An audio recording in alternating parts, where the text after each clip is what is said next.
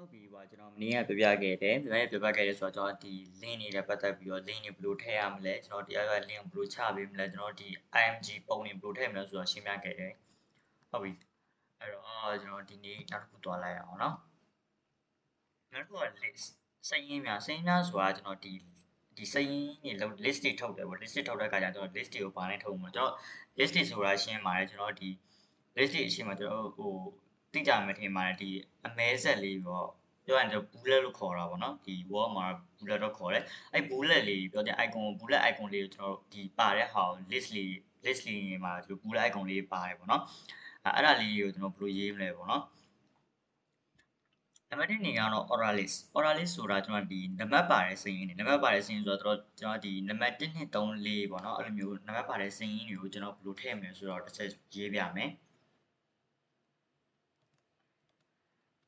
နောက်ပြီးတော့ကျွန်တော်ဟုတ်ပြီခုနကျွန်တော်ပြောခဲ့တယ် list တွေကိုဘာနဲ့ရေးဆိုတော့ကျွန်တော် OL နဲ့ရေးရနော် OL မှာအဖွင့်ပိတ်ရှိမယ်ဟုတ်ပြီကျွန်တော်ရေးချင်တဲ့ဟာကိုထားပါကျွန်တော် list တွေဆိုရအများကြီးရှိမှဖြစ်တယ်ကျွန်တော်ထားပါတော့ဒီမှာuser တစ်ယောက်ပေါ့နော်ကျွန်တော်ဒီထားပါကျွန်တော်ဒီအတီးနေပဲပေးလိုက်မယ်နော်ကျွန်တော် append ရှိမယ် sorry append ရှိမယ်နောက်ပြီးတော့ orange ရှိမယ်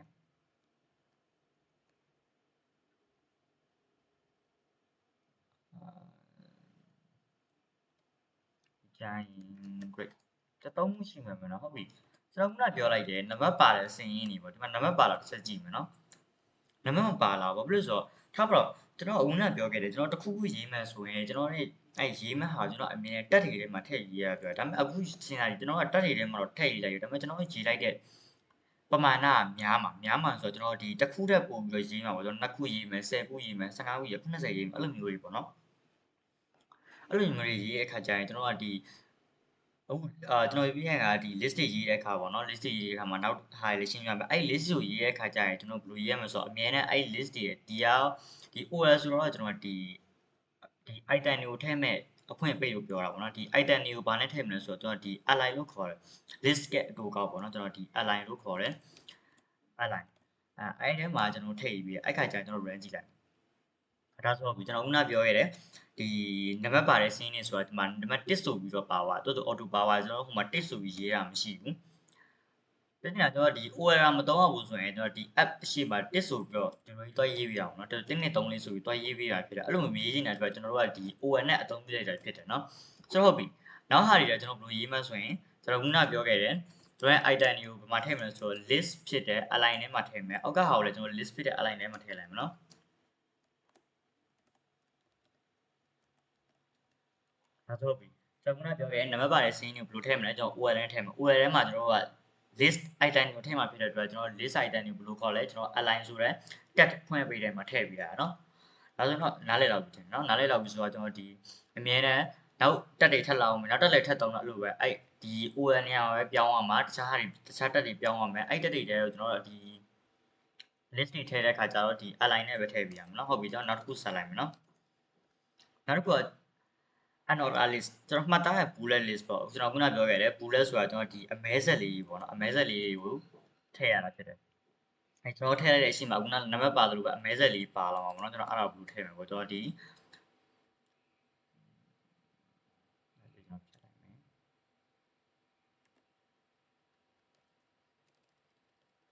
ီဟုတ်ပြီကျွန်တော်ခုန order list URL ပေါ့နော် order list ဖြစ်တဲ့အတွက် unorder list ဖြစ်တဲ့အတွက်ကျွန်တော် URL နဲ့ထည့်မယ်ခုနပြောခဲ့တယ်ကျွန်တော်ဒီဘယ်တက်တွေကိုပဲအသုံးပြုဘူးကျွန်တော်ထည့်ရမယ့်ကဏ္ဍကို item ကိုအမြဲတမ်းကျွန်တော်ဒီ align တက်တွေမှာပဲထည့်ပြရအောင်နော်ဆိုတော့ဟုတ်ပြီကျွန်တော် run ကြည့်မလားနော်ဟုတ်ပြီကျွန်တော်ကပြောခဲ့တယ်ဒီ bullet တွေပေါ့နော် bullet icon လေးအရှိမပါလာတယ်အမဲဆက်လေးပါလာတယ်ပေါ့နော်ကျွန်တော်အဲ့ဒါကိုဒီ unorder list ဖြစ်တဲ့ကျွန်တော် URL နဲ့ထည့်ကျွန်တော်ရှင်းတယ်နံပါတ်ပါတဲ့ list တွေထည့်တော့မှဆိုရင်ကျွန်တော်အရင်ဆုံး OL အဖွင့်ပိတ်ရေးလိုက်မယ်အဖွင့်ပိတ်တယ်မှာကျွန်တော် item တွေကိုဒီတိုင်းမရှိဘူးဆိုတော့ကျွန်တော်ဒီနံပါတ်တွေထည့်ခြင်းအတွက်ကျွန်တော် list တွေဖြစ်တဲ့အတွက်ကျွန်တော် align ဆိုတဲ့တက်အဖွင့်ပိတ်တယ်မှာထည့်မယ်ဆိုတော့နောက်တစ်ခုခုနက URL လည်းအဲ့လိုပဲကျွန်တော်ဒီ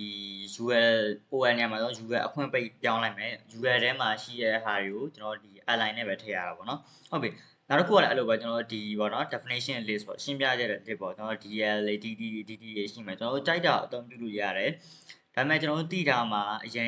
ရောနောက်ပိုင်းကျအသုံးဝင်ဘူးဒီအောက်ကဒီ definition list ကအရင်ရောနောက်ပိုင်းကျအသုံးမများဘူးပေါ့နော်ဒီနောက်ပိုင်းအသုံးများတော့ဒီ URL တွေအသုံးများတယ် URL တွေအသုံးများတယ်ဆိုတော့ဒီတစ်ခုခုပေါ့နော်ဒီခေါင်းစဉ်အကြီးအောက်မှာခေါင်းစဉ်အသေးလေးရှိရအဲ့ခေါင်းစဉ်တွေကျွန်တော်ဒီ bullet တွေပြတင်တယ်သူအမဲဆက်လေးအရှိမှပြတင်တယ်အခါကျကျွန်တော်ဒါလေးသုံးတယ်ပြီးကြကျွန်တော် list တွေကိုနံပါတ်နေရာထုတ်မယ်တော့ list တွေထဲမှာ1 2 3လေးလိုက်မြည်ခြင်းဟိုပါလေကျွန်တော်ဒီ auto ပေါ့နော် auto 1 2 3လေးပါစီခြင်းတာဖြစ်တဲ့အတွက်ကျွန်တော်ဒီ OL အသုံးပြုပြီးထည့်ရတာဖြစ်တယ်နော်ဒါလေးတော့ဒီ DL လို့ DD လို့ DD တို့ကအရင်ကြီးတော့အသုံးမရဘူးဆိုတော့ဆန်းတော့ဆန်းကြည့်ပေါ့နော်ဟုတ်ပြီဆိုတော့နောက်တစ်ခုကကျွန်တော် semantic HTML ပေါ့နော်ဒါကဘာလဲဆိုတော့ဆက်ကြည့်လိုက်မယ်semantic HTML ဆိုတာကျွန်တော်ဒီ website စာမျက်နှာရဲ့အကြောင်းအရာတွေကိုပုံမှန်နားလည်လွယ်ကူအောင်ရှင်းပြပေးတဲ့ tag တွေဖြစ်တယ်နော်သူတို့ကဒီဘယ်လိုလုပ်လို့လဲဆိုတော့ကျွန်တော်ဒီစာမျက်နှာတစ်ခုမှ structure အပုံမှန်ရှင်းလင်းစေပြောချင်တာကကျွန်တော်ဒီကျွန်တော်စတင်နေပြောခဲ့တယ်ကျွန်တော်ဒီ web page တစ်ခုစတည်ဆောက်ရမှာဆိုရင်ကျွန်တော်ဒီ web page မှာကျွန်တော်ဘာတွေပါမလဲဆိုတော့ဒီတစ်ခုမှတစ်ခုလုံးပေါ့နော်ကျွန်တော်ဒီခေါင်းစဉ်ပေါ့နော်ခေါင်းပိုင်းပါမယ်ကျွန်တော် header ပေါ့နော်ကျွန်တော်တွေ့ဘူးကြမှာကျွန်တော် header ဆိုတော့ကျွန်တော်ဒီ website တစ်ခုရဲ့ logo တွေပါမယ်နာမည်တွေပါတော့ဒါကို header လို့ခေါ်တယ်ပြီးကြအောက်ခြေမှာကျွန်တော်ဒီဘယ်လိုပြောရမလဲဒီ privacy and policy တို့နောက်ပြီးဒီ terms and condition တို့ဒါတွေရှိတာပေါ့နော်ဒါတွေကိုကျွန်တော်တို့ footer လို့ခေါ်တာပေါ့နော်အလယ်မှာထည့်တဲ့ဟာတွေအကုန်လုံးကကျွန်တော်ဒီ body လို့ခေါ်တာပေါ့နော်ဒီ content တစ်ခုလုံးကိုခေါ်တာပေါ့နော်ဆိုတော့ဒီ semantic HTML ဆိုတော့ဘာလဲဆိုတော့ကျွန်တော်ခုနပြောခဲ့တယ်ကျွန်တော် header ဆိုရင်ကျွန်တော် header နဲ့ရေးမယ် footer ဆိုရင် footer နဲ့ရေးမယ် body မှာပါတဲ့ဟာဆိုရင်သူ့အကြောင်းအရာနဲ့လိုက်ပြီးရေးပေးရမှာနော်ဆိုတော့ဟုတ်ပြီကျွန်တော် website တစ်ခုမှာ header ကိုပြင်ခြင်းပြီ header ကိုမှားနေလို့ပြင်ခြင်းပြီဆိုရင်ကျွန်တော် header ဆိုပြီးတော့ရိုက်ရှာလိုက်ရတယ်ကျွန်တော်ဒီ header တက်နဲ့ရေးရတာဖြစ်တဲ့အတွက်ကျွန်တော်ရှာရတာလွယ်ကူတယ်အချိန်ကုန်လူမပင်မန်းတော့ပေါ့နော်ရှာရတာလွယ်ကူတယ်ကျွန်တော် footer ပြင်မှန်းဆိုတော့အဲ့လိုပဲ footer တော့ရှာလိုက်နိုင်တာတန်းပေါ်တယ်ပေါ့ကျွန်တော်အားကြောင့်ဒီ semantic tag ဆိုတာကျွန်တော်ရေးလိုက်တဲ့ structure ကိုပို့ပြီးတော့နားလည်စေတယ်ကျွန်တော်တို့ဘယ်နေမှာအမှားရှိတယ်ဆိုတာရှာရတာလွယ်ကူစေရမှာเนาะဆိုတော့အဲ့ဒါဘာလဲဆိုတော့ကျွန်တော်တစ်ချက်ကြည့်လိုက်မယ်เนาะအသုံးများတဲ့ဟာတွေပဲကျွန်တော်ခုနပြောခဲ့ဒီ header ဖြစ်တယ် header ဆိုတော့ကျွန်တော်ဒီ website logo တွေ navigation တွေ search bar တွေနောက်ပြီးအသေးစိတ်ရှင်းပြပေးမယ်เนาะနောက်တစ်ခုကြည့်လိုက်မယ်ကျွန်တော် NAV ဆိုတော့ကျွန်တော် navigation လို့ခေါ်တယ် navigation ဆိုတော့ကျွန်တော် website မှာပါတယ်ကျွန်တော် home တို့ content တို့ about တို့ဒါတွေထည့်တဲ့ဟာကျွန်တော် navigation လို့ခေါ်တာပေါ့เนาะ NAV လို့ခေါ်တယ်နောက်တစ်ခုက section ဆိုတာကကျွန်တော်ဒီ page တစ်ခုနဲ့တစ်ခုခြားပါတော့ထားပါတော့ body မှာ content တစ်ခုလုံးရှိတယ်အဲ content တစ်ခုလုံးမှာကျွန်တော်ကဒီအပေါ်တစ်ပိုင်းနဲ့အောက်တစ်ပိုင်းပါတယ်เนาะဆိုတော့အပေါ် section နဲ့အောက် section နဲ့ပေါ့เนาะဆိုတော့ဒီအပေါ် section နဲ့အောက် section ကျွန်တော်ခွဲလိုက်တာပေါ့เนาะအဲ့လို section နဲ့ခွဲပြီးရေးလို့ရတယ်ဒါကိုပြောတာပေါ့เนาะနောက်တစ်ခုက article ဆိုတော့ကျွန်တော်ဒီ independent content blog ပေါ့เนาะနောက်ပြီးရှင်းပြပေးမယ်နောက်တစ်ခု aside ရှိမယ် footer ရှိရင် footer ကျွန်တော်ခုနပြောခဲ့တဲ့ဒီ terms and condition တို့ဒီ privacy policy တို့ဒါတွေပေါ့เนาะကျွန်တော်ဟုတ်ပြီကျွန်တော်ခုန header ကိုစလိုက်တော့ header ဆိုတာကျွန်တော်ခုနပြောခဲ့တဲ့ဒီတကူးမှတ်ထိပ်ဆုံးကပါဝင်တဲ့အကြောင်းအရာတွေကိုဒီဖော်ပြရရင်ပေါ့နော်ခေါင်းစဉ်တွေ navigation တွေဘာတွေပေါ့နော်တော့ဒီ header ထဲမှာလည်း navigation ပါမှာဖြစ်တယ်ဟုတ်ပြီ navigation ဆိုတာဘာလဲကျွန်တော်တစ်ချက်ဆက်ရှင်းမယ်ဆိုတော့ navigation ဆိုတာကျွန်တော်ဒီ link များကိုဖော်ပြရင်ကျွန်တော် menu bar ဖြစ်တယ် menu bar ဆိုတော့ကျွန်တော်ခုန link တွေပြောခဲ့တယ် home တို့ content တို့ about တို့ကျွန်တော် content ကိုနှိပ်လိုက်ရင် content အပိုင်းအောင်ရောက်ပါမှာဒါကကျွန်တော် link လို့ပြောတယ်မနေ့ကပြပြခဲ့တယ် link နေဆိုတော့ကျွန်တော်နှိပ်လိုက်ရင်နှိပ်လိုက်တဲ့အရာရှိရောက်သွားတာပေါ့နော်အဲ့ဒါကိုကျွန်တော်က link လို့ခေါ်တာပေါ့နော်ဟုတ်ပြီနောက်တစ်ခုကျွန်တော် section ရှိမယ် section ဆိုတာကျွန်တော်ခုနပြောခဲ့တယ်ဒီစာမျက်နှာတွေကိုတိကျအပိုင်းများတွေခွဲခြားရမှာเนาะစာမျက်နှာတစ်ခုမှာကျွန်တော်ဒီ content တစ်ခုလုံးမှာစာမျက်နှာအကြီးရှိမယ်အကြီးထဲမှာကျွန်တော်စာမျက်နှာ1 2 3ပိုင်းရှိမယ်4ပိုင်းရှိမယ်ဒါကိုကျွန်တော် section နဲ့ခွဲပြီးရေးလို့ရတယ်ပေါ့နော်ဟုတ်ပြီနောက်တစ်ခုက article ဆိုတော့ကျွန်တော်ဒီတိကျအကြောင်းအရာတစ်ခုဖော်ပြရင်လည်းဥပမာကျွန်တော်ဒီ blog တွေ post တွေပေါ့နော်ကျွန်တော်ဒီ section ကြီးရိုက်မှာ section ပေါ့နော်ကျွန်တော် page တွေခွဲလိုက်တယ်အဲ့ဒီမှာကျွန်တော်ဒီ article လေးနဲ့ရေးတာပေါ့နော်ဒါကိုပြောတာပေါ့နောက်တစ်ခုက footer ပေါ့နော်footer ဆိုတာတော့ကျွန်တော်ဒီ website ရဲ့စာမျက်နှာအောက်ဆုံးမှာဖြစ်တဲ့ဒီ copyright လွတ်တယ်ပေါ့နော် copyright information တွေ content detail တွေဆိုတော့ကျွန်တော်ဒီ Facebook link တွေ Telegram link တွေ Twitter link တွေ Instagram link တွေထည့်ပေးပေါ့နော်အဲ့လိုမျိုးဟာကျွန်တော်ဒီ footer လို့ခေါ်တာဖြစ်တယ်ပေါ့နော